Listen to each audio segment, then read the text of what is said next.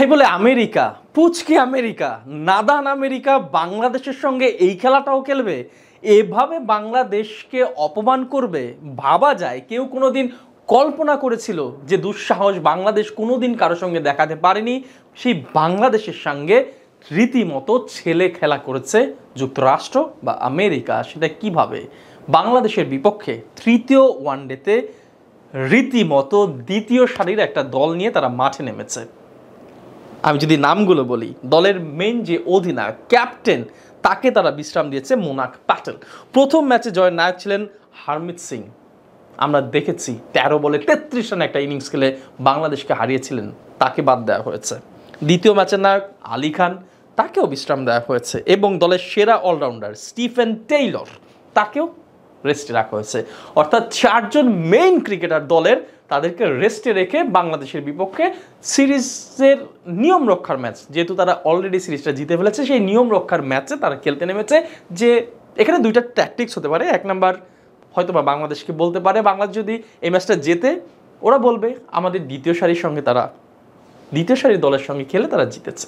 আর বাংলাদেশ হেরে গেলেও বলবে যে বাংলাদেশ এমন একটা দল যারা কিনা আমাদের দ্বিতীয় সারির দলের সঙ্গে পারে না। থার্ড একটা কনসেপ্ট থাকতে পারে, সেটা হচ্ছে বাংলাদেশকে তারা পাত্তাই দিচ্ছে না, এই দলের সঙ্গে তাদের মেইন টিম বা তাদের মূল স্ট্রেংথ দেখানোর প্রয়োজনই মনে করছে না। এটা বাংলাদেশের জন্য লজ্জার। বাংলাদেশের বিপক্ষে আমেরিকার মতো নতুন একটা দল এমন সাহস দেখাতে পারছে।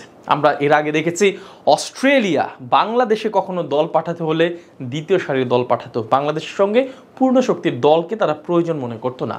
ইন্ডিয়া, এই ভারত বাংলাদেশের সঙ্গে বিভিন্ন সময় বাংলাদেশ যখন ইন্ডিয়া সফর করতো কিংবা ইন্ডিয়া যখন বাংলাদেশে আসতো, তখন তারা এমন কাণ্ড ঘটাতো, বাংলাদেশের বিপক্ষে পূর্ণ শক্তির দল ঘোষণা কখনোই করতো না।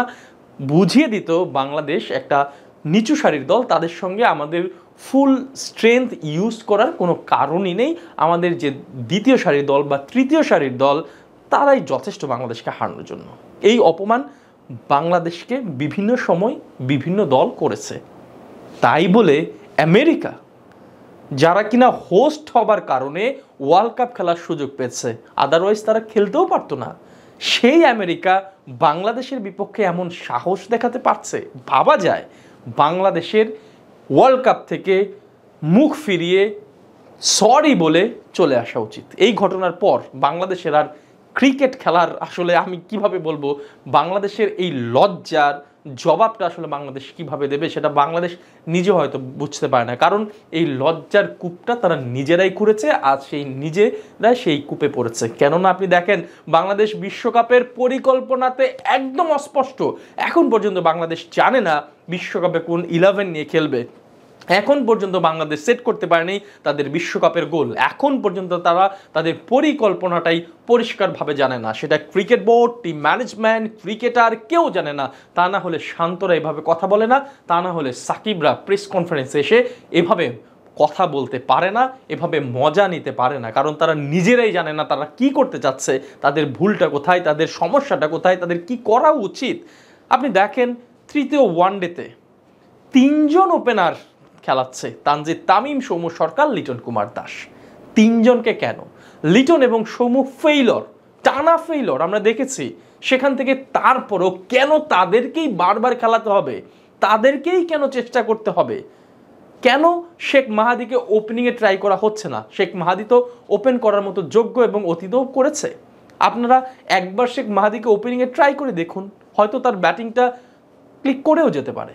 সেটা না, ঘুরে ফিরে সৌম্য, লিটন, এবং আজকে অদ্ভুত কাণ্ড করে ফেলেছে। 3 ওপেনারকে খেলিয়ে দিয়েছে।